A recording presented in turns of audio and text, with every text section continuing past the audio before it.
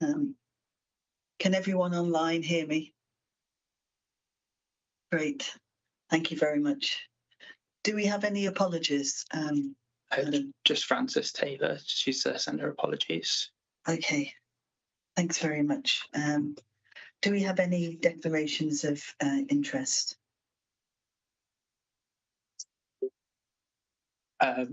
Yes, I believe we do. I haven't been past them myself. Apologies, as just a last-minute stand-in to support the meeting. Oh. Yeah. Yeah. Declarations of interest. I was asking for. Oh yeah. No. Okay. No. That's fine.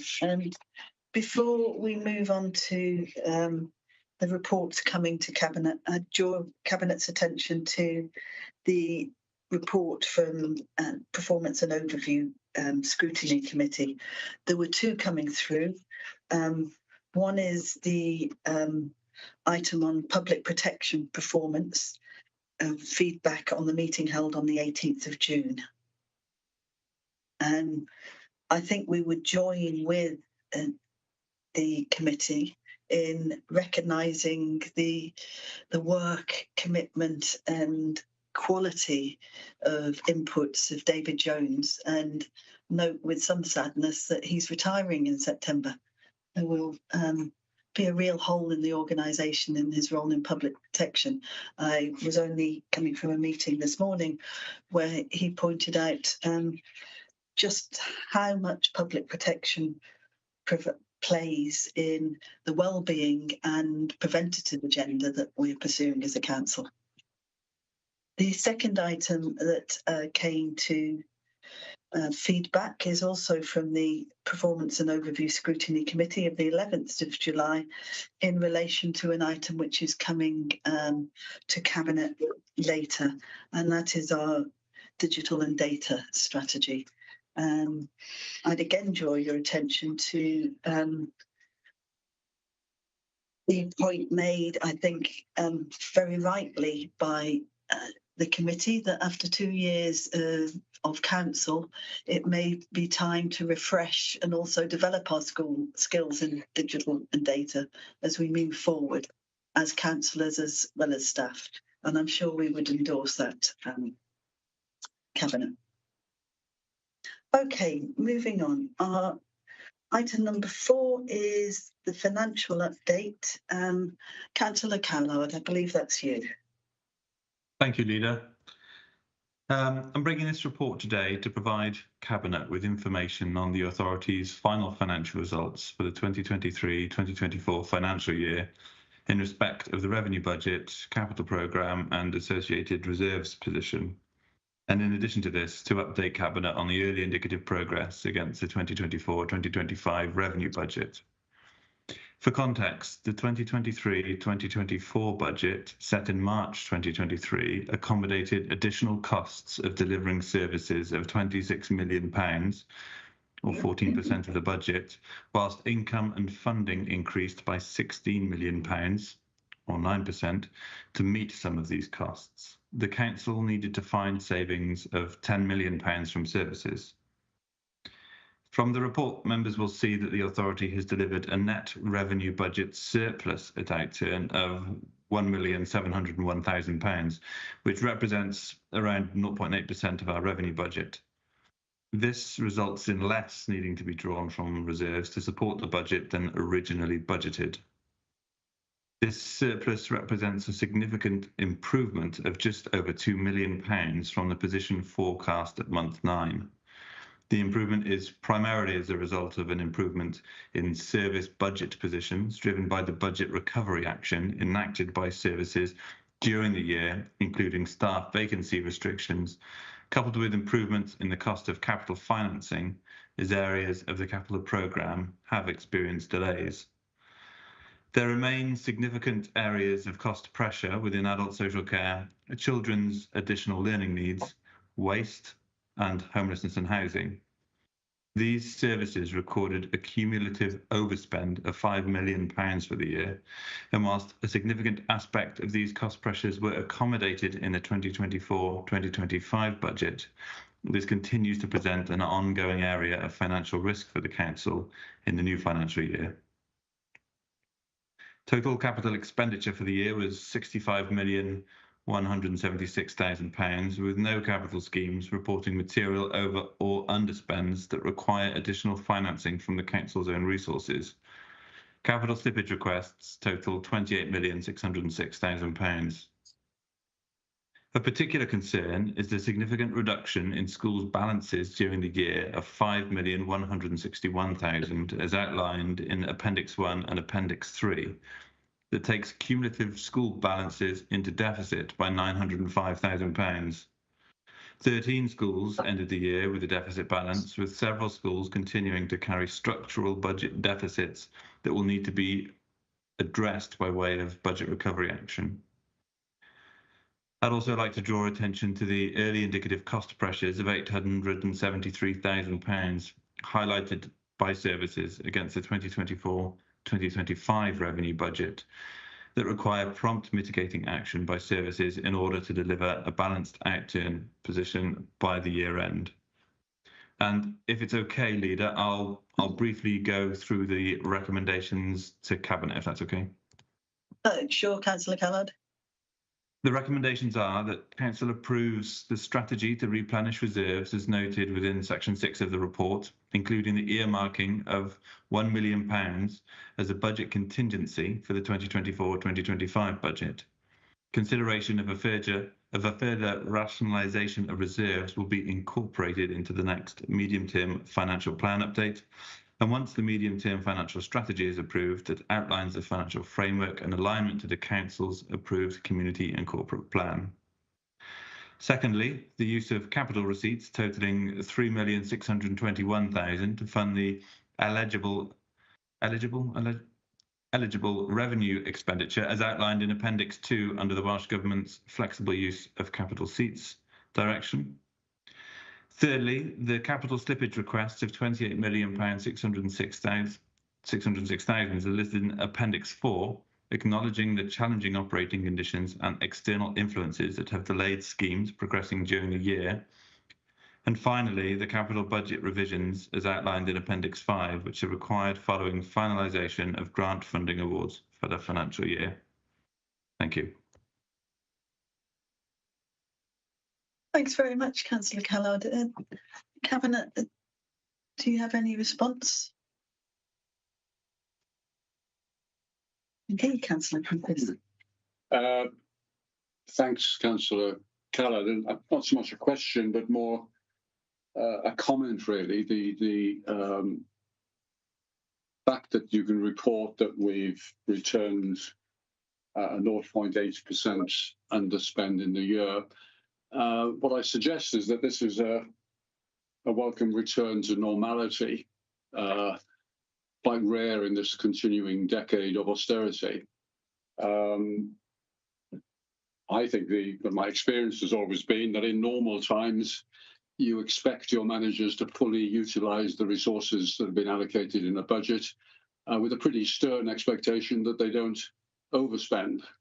And with those dual expectations, what you would expect pretty uniformly is a spend at around 99% of the allocated budget.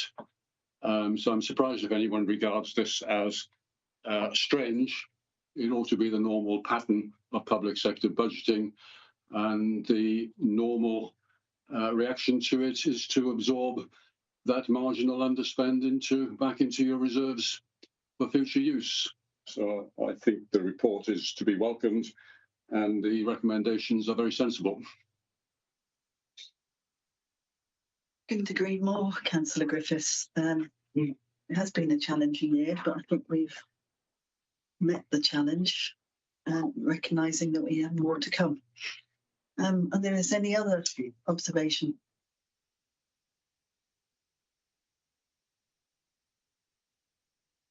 Councillor John, welcome. I believe you have 3 questions. Thank you very much. Yes, I do, Leader. Good afternoon, everyone.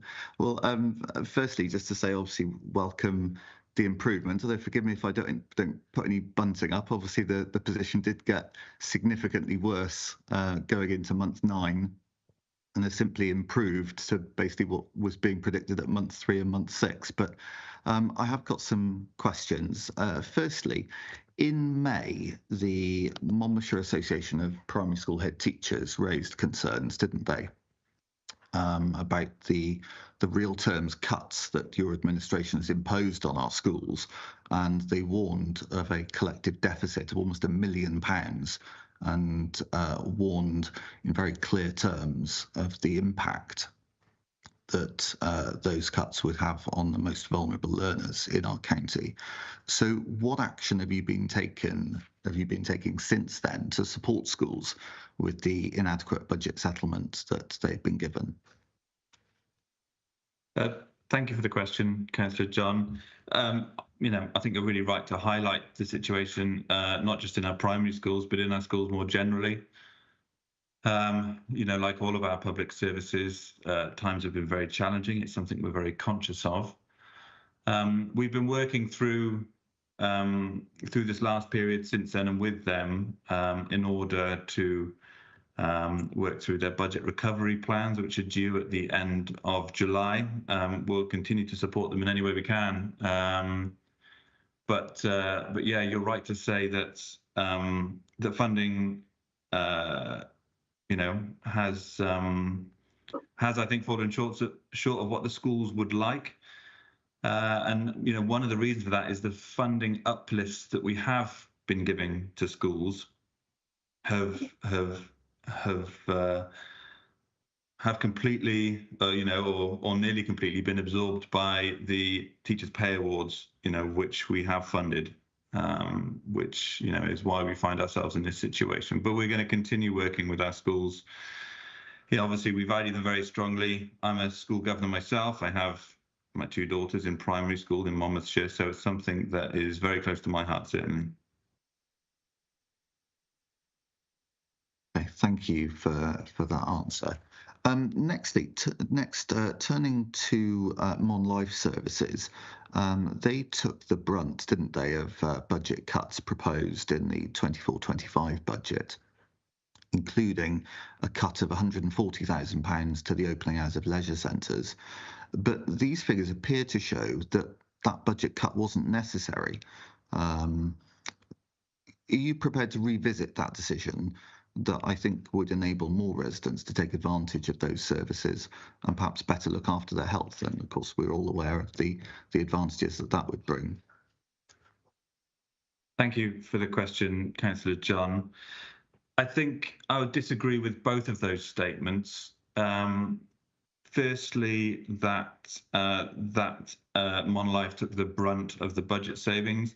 I think maybe you could say that on percentage terms, but really in actual cash terms, it does actually represent a reasonably small percentage of our revenue budget. So I wouldn't say that they took the brunt of the savings that we had to make in the last year. I would probably say that falls to health and social care if I had to ascribe it to a department.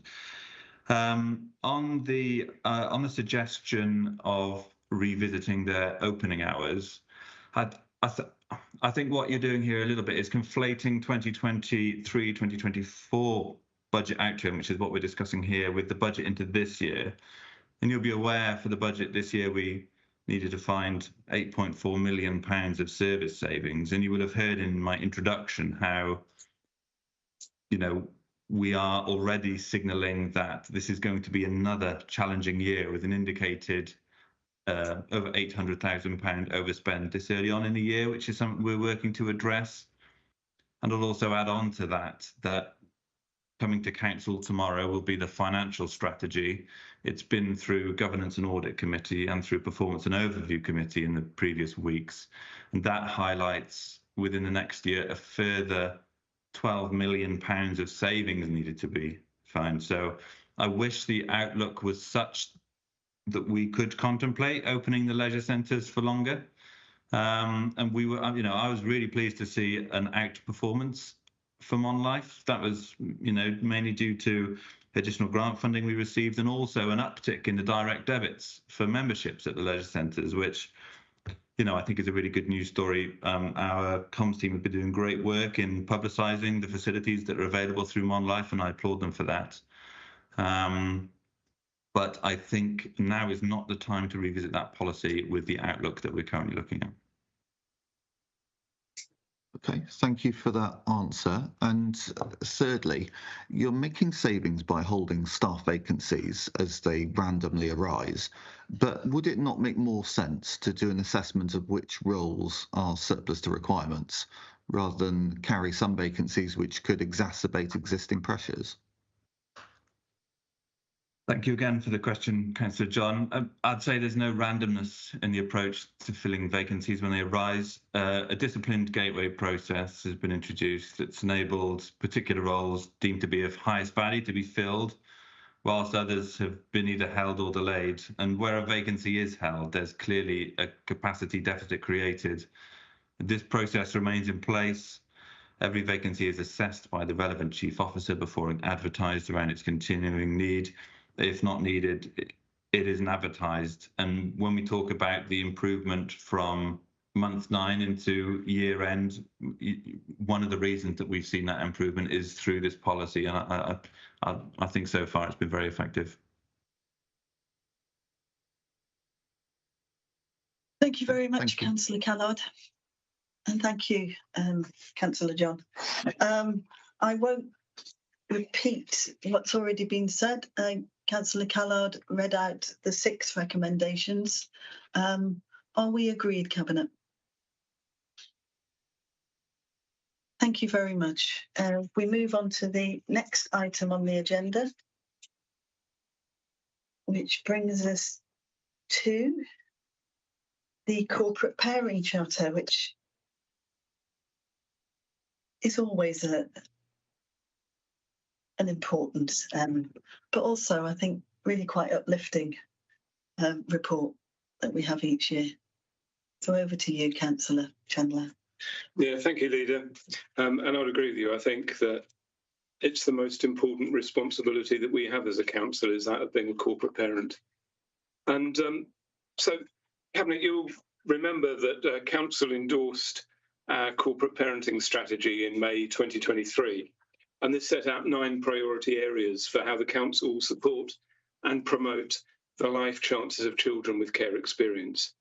And the implementation of the strategy is overseen by the council's corporate parenting panel, of which I have the honour to be the chair.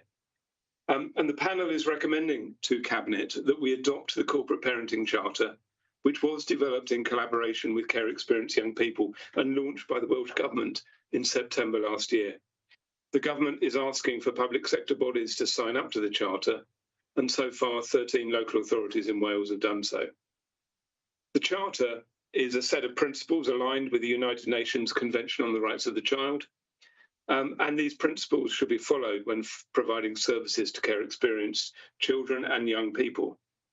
But it also, pardon me, it also makes 9 promises that all corporate parents will fulfil when working with care experienced young people and children.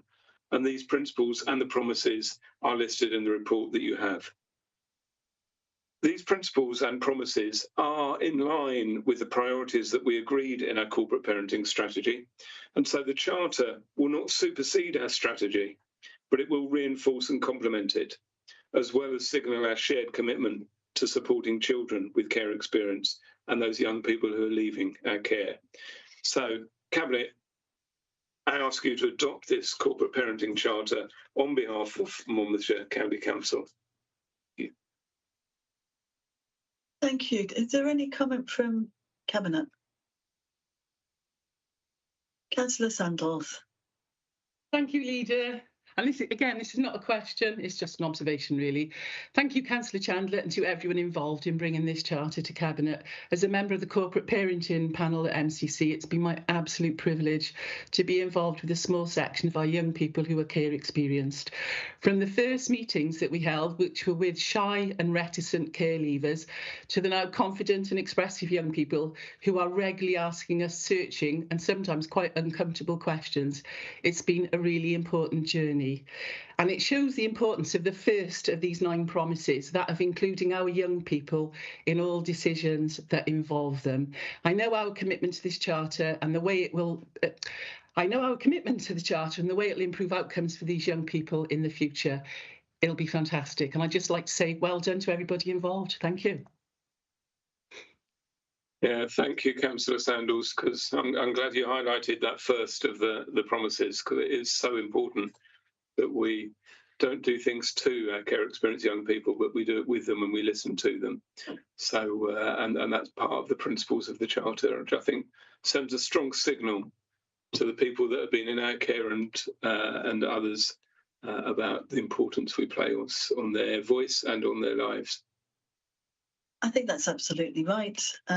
Martin, Councillor Grocott, you're on mute.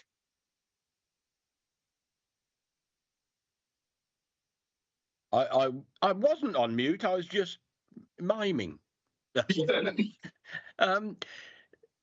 I'd just like to make the point and to reiterate what Councillor Chandler said, really, that in our role as corporate parents, we really do have a very heavy responsibility.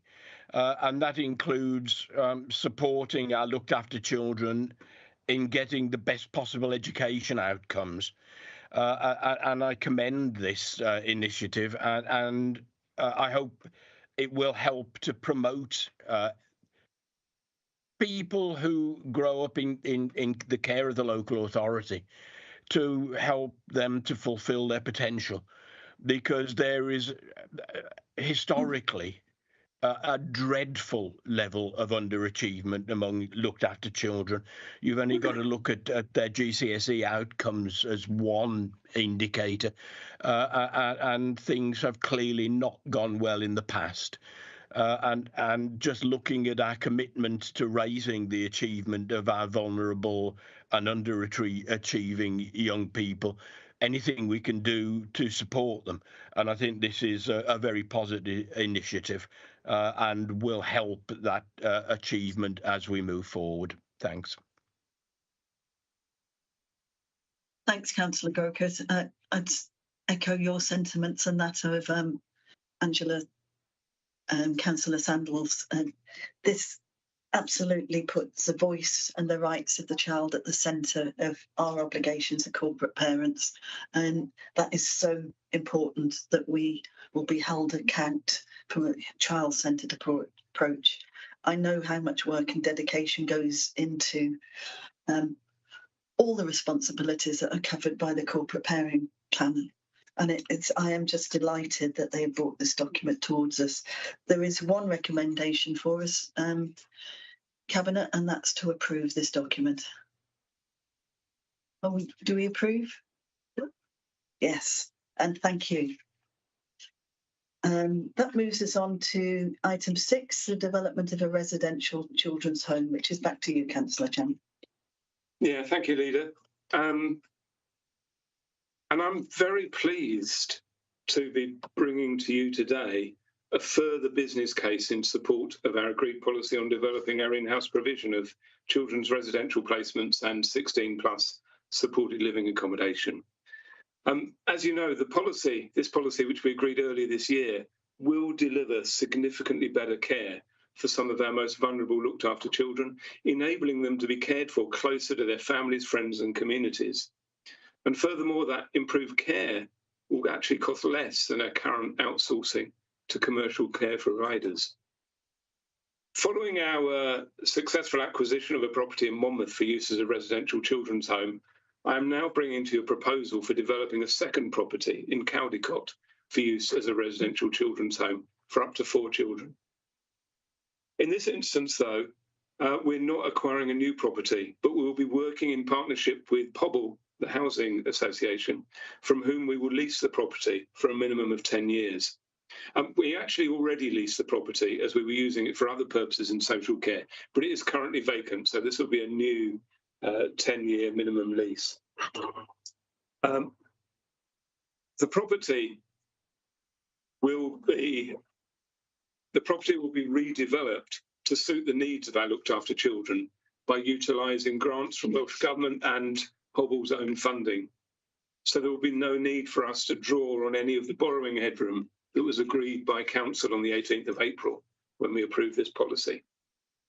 But alongside, pardon me, alongside the development of the property, the proposal is to develop an in-house residential service whereby the council would register the provision with Care Inspectorate Wales and become the registered provider.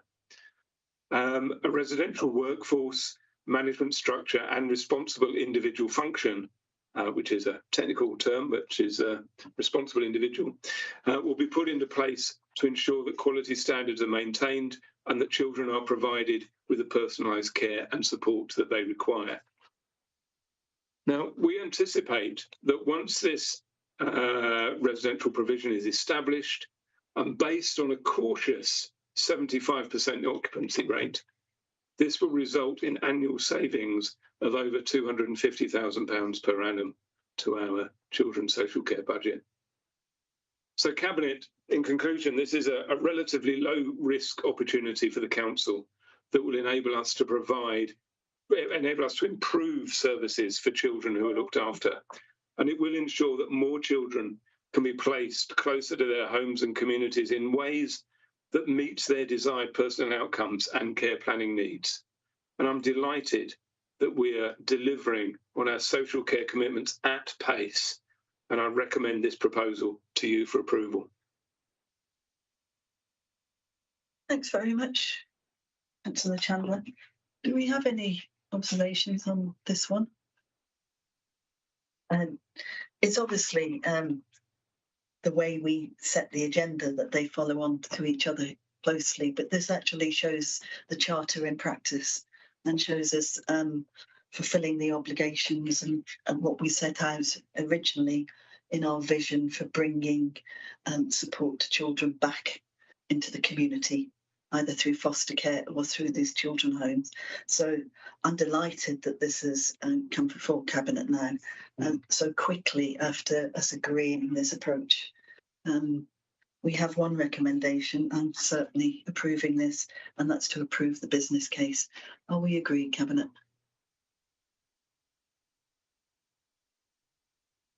That's great.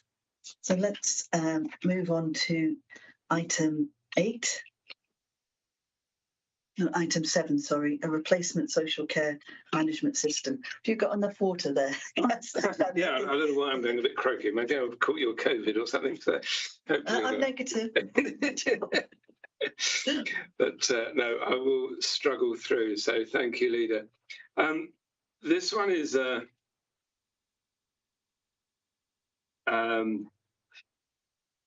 I mean, all of these 3 papers, the 2 that we've just discussed and this one, are all important for our the people that we care for in our community. This paper is perhaps more complex, and so I'll probably spend a little bit more time explaining it to you. So I'm bringing you today a report which concerns the replacement of our social care case management system. This is actually a critical issue for the safety and welfare of people in our county who need care and support. And the report that I'm bringing to you falls into 2 key elements. First, it's our approach to securing a replacement system. And secondly, how we will support its safe implementation from both a technical and a workforce point of view. Now, a social care case management system, what is it? Well, it's basically a system that stores all of the data and personal information of people who have had contact with social care. So they are large and complex systems which store vast amounts of digital information securely, but also that allows speedy access to practitioners who use the system day in, day out across all social care services and in all aspects of individual casework. So a fit-for-purpose system is essential to ensure that the people that we support are safeguarded and that people's care and support needs are met.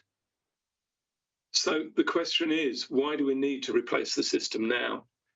Well, currently we have our own self-built in-house system, and this has been in place since 2015. And during that time, it has served us well in terms of functionality and user experience. But in line with Monmouthshire's digital and data strategy, we want our workforce to be equipped with the most up-to-date technology. And given the age of our current system, we could only achieve this with significant upgrading and investment, which we have neither the time nor the technical resource to achieve on our existing system. So councillors may well be aware, or those that were around at the time, that when Monmouthshire was developing our own system, other local authorities in Wales chose to proceed with a nationally procured Welsh Community Care Information System, or WCIS for short. So that system is now reaching the end of its life, and a national programme is now in train whereby local authorities are grouping together to procure off-the-shelf social care case management systems according to nationally agreed standards. So the timing of events has presented a strong option for us in Monmouthshire to move forward as part of the national programme through collaboration with our Gwent partners. And this should present opportunities for achieving economies of scale and shared developments, as well as additional resilience from a technical and workforce perspective. And being part of the national programme would also ensure that Monmouthshire has the same access as other local authorities in Wales to any resources that the Welsh Government might make available. So replacing our system through a collaborative and shared procurement process with Gwent is therefore put forward as our preferred option. Turning to the issue of implementation, the scale of this task is difficult to understate, and it will affect almost every individual member of the social care workforce, as well as all aspects of the service in terms of time, effort, and resource. A national, regional, and local programme plan will support implementation with work streams including preparedness, data validation and data migration, configuration and testing, and workforce training. Achieving this over Gwent and within each individual local authority's social care department across adults, children and finance will require significant, considerable sequencing, coordination and interface with the supplier. So councillors from previous conversations may be aware that a national business case is being developed to provide the government with information about the resource required to enable local authorities to procure and implement replacement systems. This has allowed us the development of this business case by the Department for Digital Health and Care Wales, an arm of the Welsh Government. The development of this business case has allowed us to assess the resources and capacity and skills that we currently have, and where there are gaps at both a regional and a local level that will need to be filled on a temporary basis in order to support safer implementation. And these are set out within the report. And in summary, that is, we're talking about 3 additional temporary posts over an 18-month period are required regionally and 2 at a local level. This will create an additional cost pressure for the council of £291,204 across the current financial year and into the year 25-26. Now, it is anticipated that following submission of the business case, some external Welsh Government funding will be available to assist in meeting these one-off implementation costs. However, given that both the timing and amount of this funding remains uncertain, my proposal today is that Cabinet approves the underwriting of a maximum of £291,000 from the Council's reserves, split over this and next financial year. Now, there is a further issue that I would like to draw members' attention to. What I've described are the costs of implementation. However, there will also be costs arising from the annual licensing costs of the replacement system and system support. At best, those licensing costs could be in the region of £250,000 a year, and at worst, more in the region of £600,000 a year. Because we currently don't pay any licensing costs on our in-house home-built system, this will represent an additional pressure on the budget. And there may well be some additional one-off implementation costs, such as the cost of data migration. At this stage, these costs are not fully known. And again, neither is the extent to which support may be forthcoming from the Welsh Government. For this reason, I'm proposing that if external funding from the Welsh Government does not meet all of the one-off and ongoing revenue costs associated with running the new system, a further decision report will be brought to Cabinet prior to the point of contracting with a new provider, in line with our procurement timetable. So, councillors, I realise that this issue is not straightforward and that we're working with a number of unknowns, and at a time where any decision to draw further on council reserves has consequences elsewhere. However, the risks to both the council and, more importantly, the risks to our residents of not having a well-functioning, secure, sustainable and fit-for-purpose social care case management system are considerable. And that is why I'm bringing this proposal to you today. Thank you. Thanks, Councillor Chandler. I'd like to add, at a meeting for the Shared Resources Services of Gwent with our partners, this issue was raised. It's urgent across the whole of Wales and Gwent.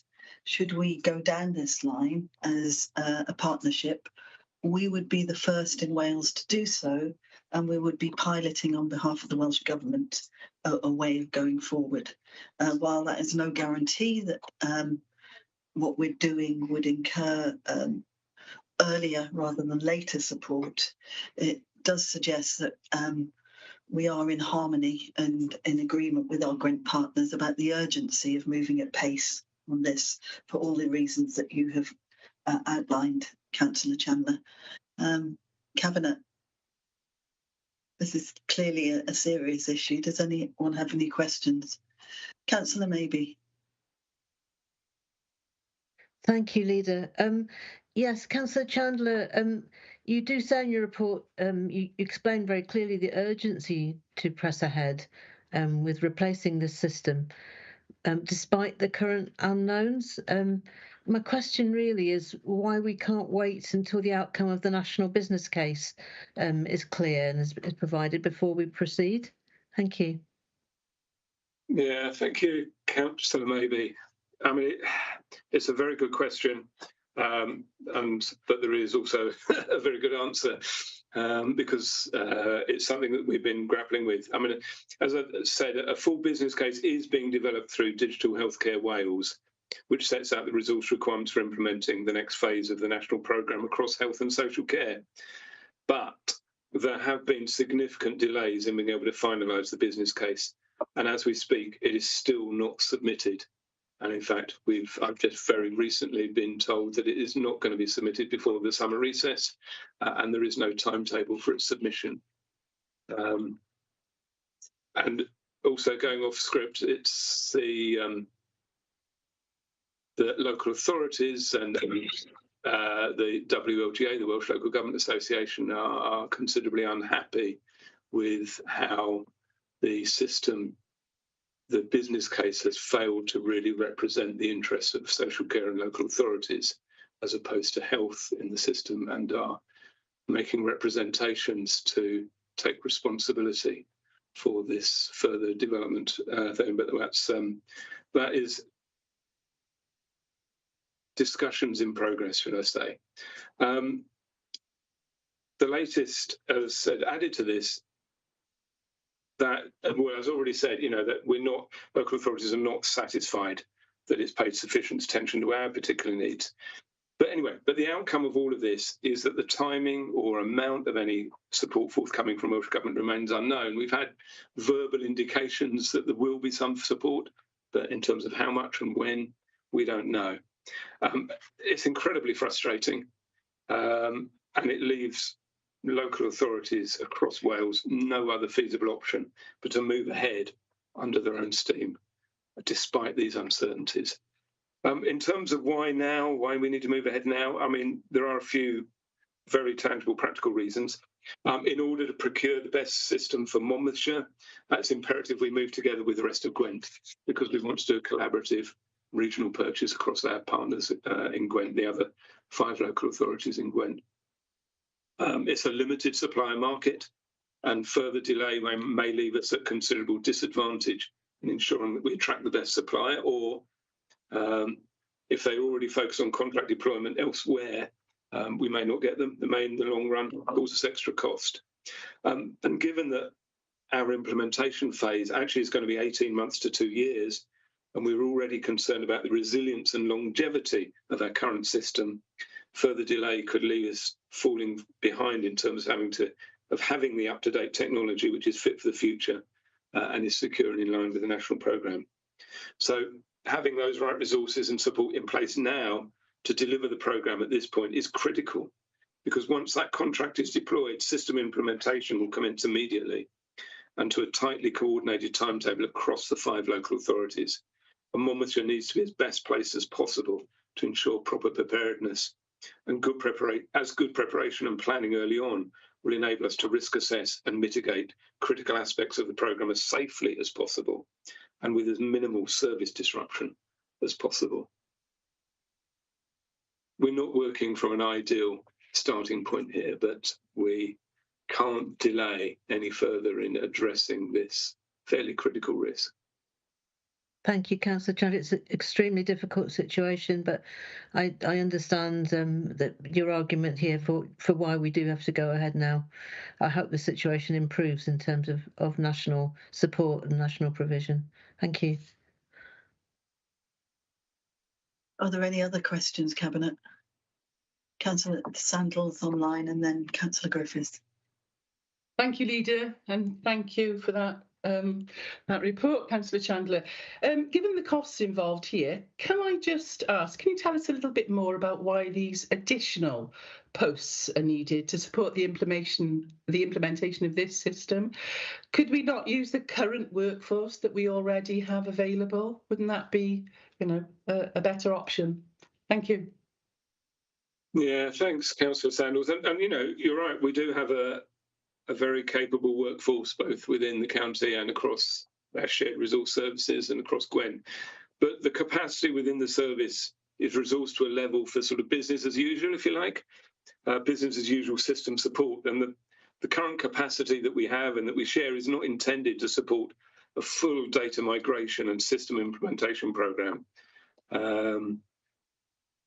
which, the scale of the technical and human challenge can't really be underestimated on this. Although our current capacity is small in numbers, I said we are fortunate to have extremely skilled technical workforce. They do have the right knowledge and expertise, and they can increasingly be turned to system implementation to support implementation. But given the pace of what we need and the number of the work streams, the interface with the supplier, and the inherent risks that are involved in migrating from one system to another, there is simply insufficient capacity to deliver that programme of this scale to the quality that we need. So that's why we need the additional temporary staff to help us through this phase. Makes sense, Councillor Chandler. Councillor Griffiths, you wanted to come in? Yeah, just a comment. Perhaps a question at the end. That it does seem to me that digital information systems in health and social care across Wales, across the UK, across the globe have got a very checkered history.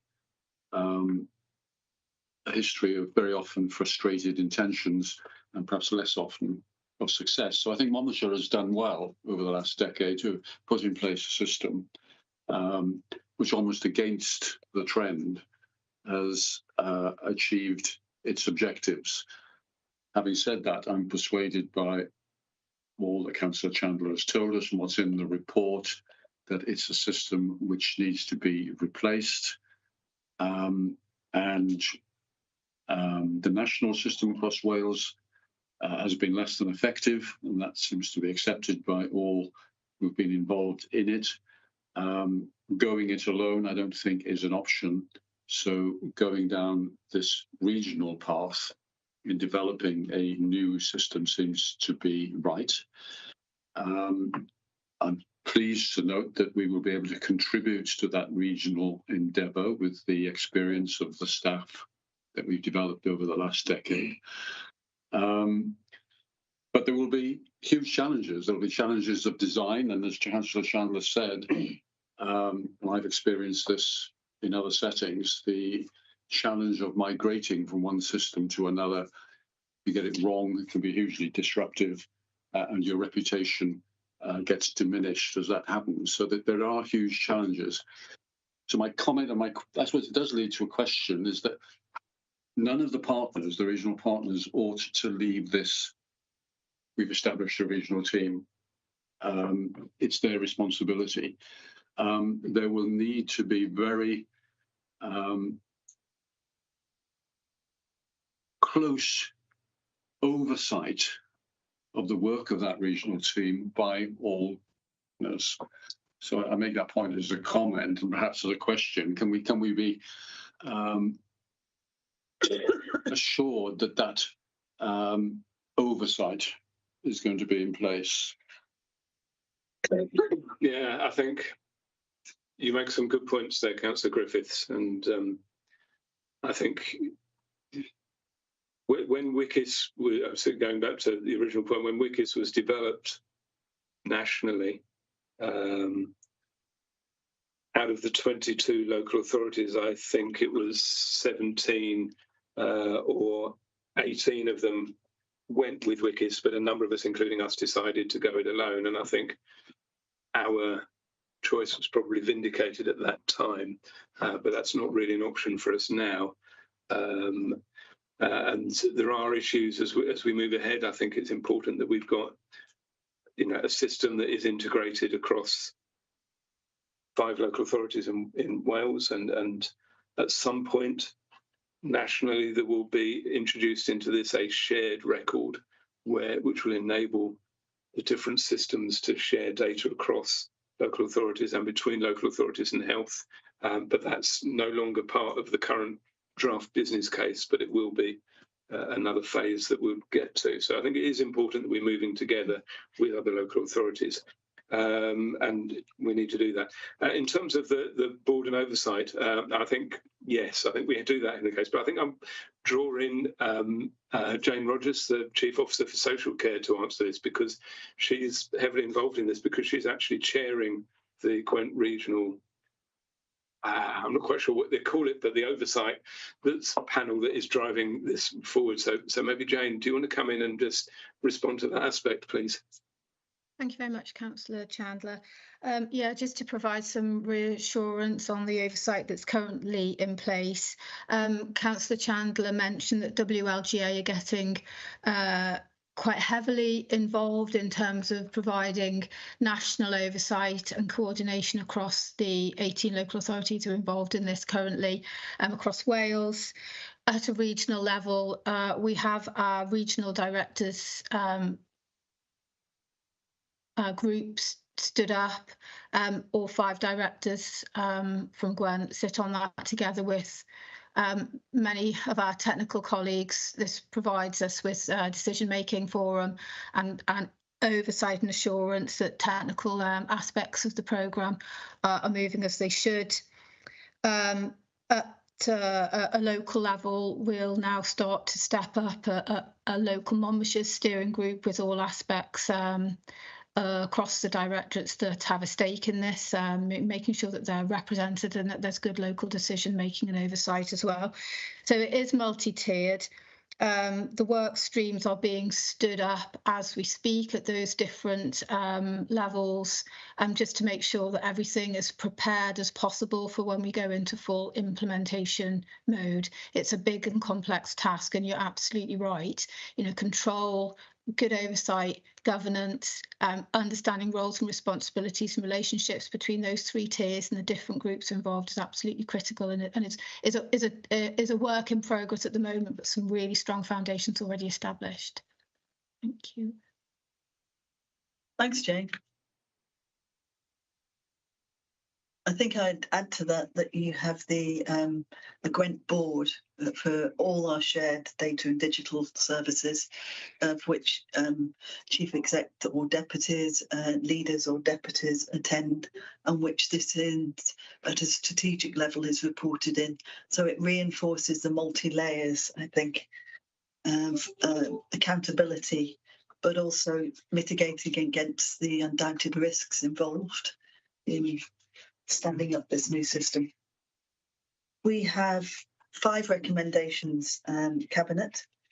Recommendation 2.1, that we agree to work at a regional level to purchase the off-the-shelf social care management system. Are we agreed? Agreed, Adam. Following on from that, that we agree for the Chief Officer for Social Care, together with the Chief Officer Resources, Deputy Chief Executive, to work with the other Gwent local authorities and Digital Healthcare and Wales, following into the procurement process. I would there add that we'd expect this procurement process to follow our own procurement strategy to be aligned. And we're not expecting anything other than that, and that we work collaboratively at the national, regional and local levels to develop that programme plan. Are we agreed? 2.3, that we note a series of issues about the revenue costs, the national business case, that as Councillor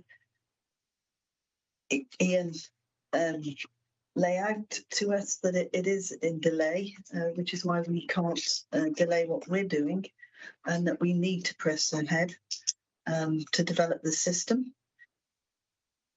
I think we have duly noted that in the discussion. So 2.4, that in the event that external funding does not meet all the one-off implementation costs, we do, as Councillor Chandler laid out, approve the underwriting of a maximum of £291,000 from our reserves, and that will be split over 2 financial years, this year and the following year, 25 to 26.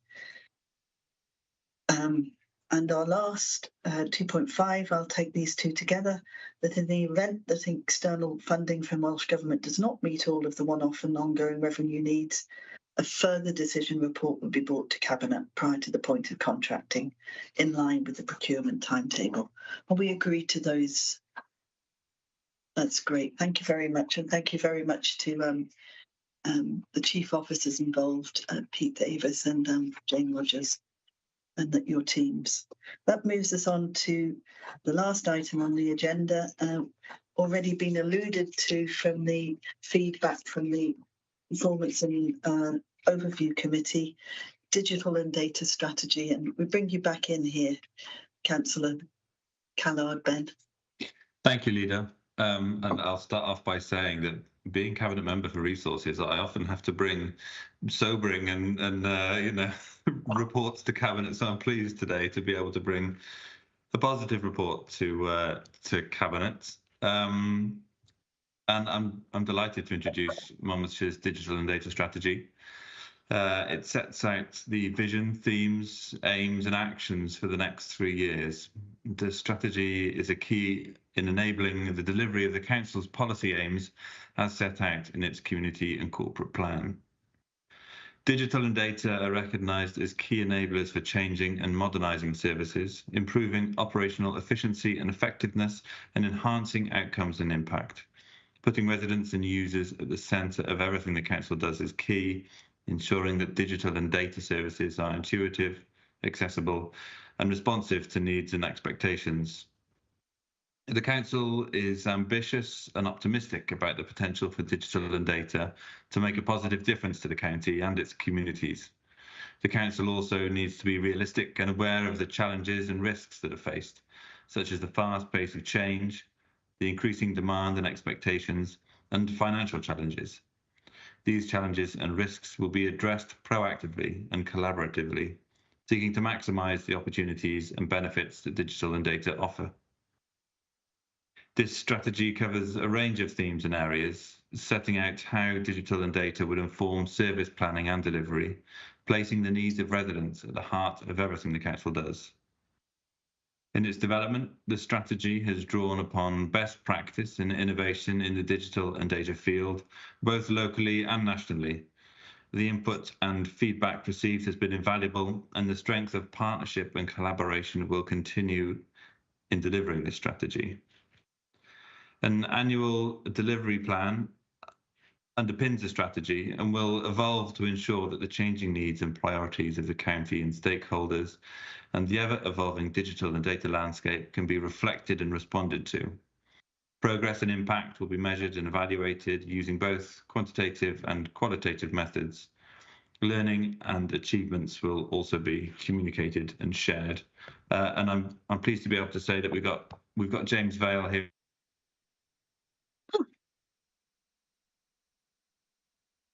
Councillor Callard's so pleased he's left us.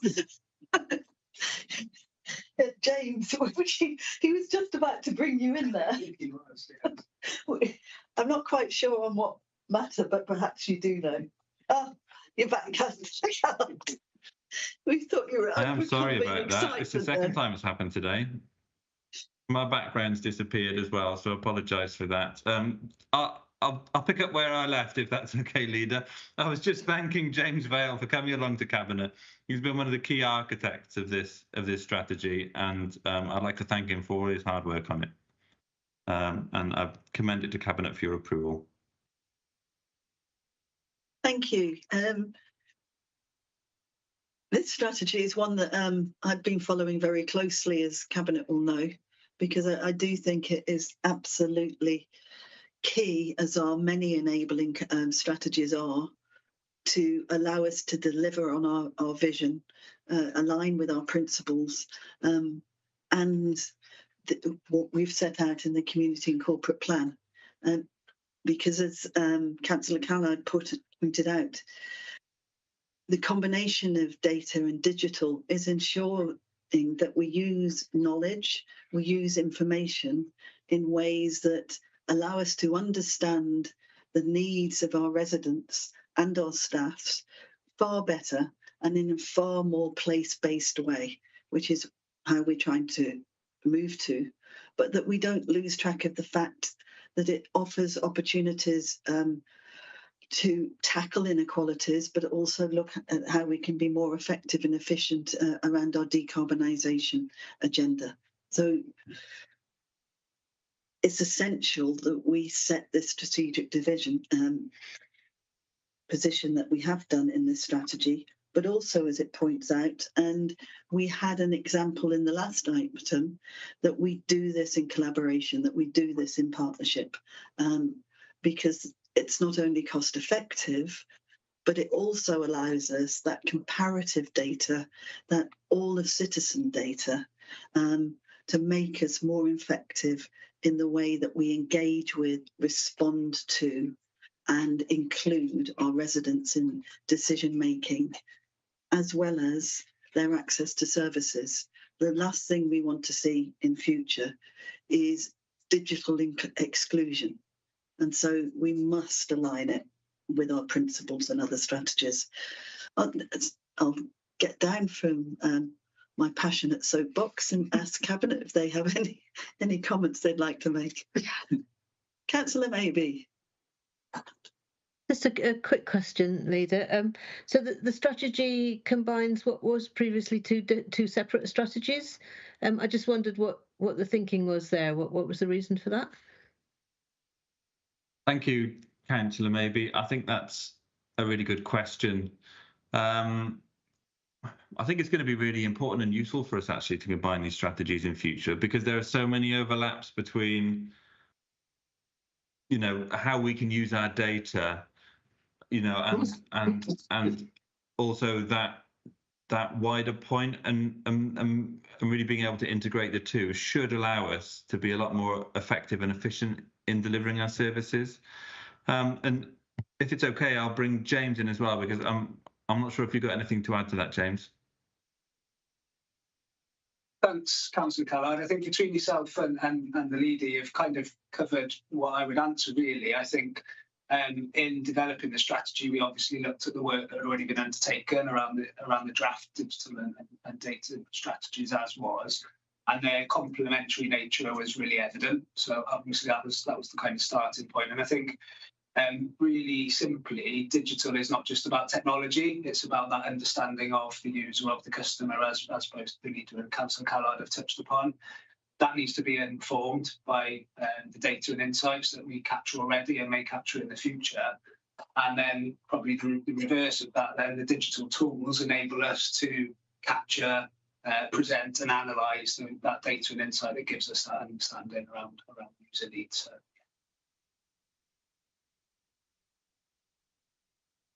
Thank you, James. Thank you very much. We have 3 recommendations. Firstly, to endorse the vision, themes and aims of the digital and data strategy. Are we prepared to do that, Cabinet? Absolutely. 2.2, to approve the delivery plan and to note business cases for further and future investment. And that we will bring that back if it cannot be managed within the council's existing budgetary framework. Are we agreed? And finally, to delegate authority to the Deputy Chief Executive and Chief Officer, People, Performance and Partnerships, in consultation with myself, the leader, who has cabinet member responsibility to oversee the implementation and monitoring of this strategy, in terms of the fact that it deals with our performance, accountability and oversight. Are we agreed? Great, thank you very much, Cabinet. And that draws this month's Cabinet to an end. Thank you very much for everybody attending, officers included, and those of you online who've been watching. Goodbye. Thank you.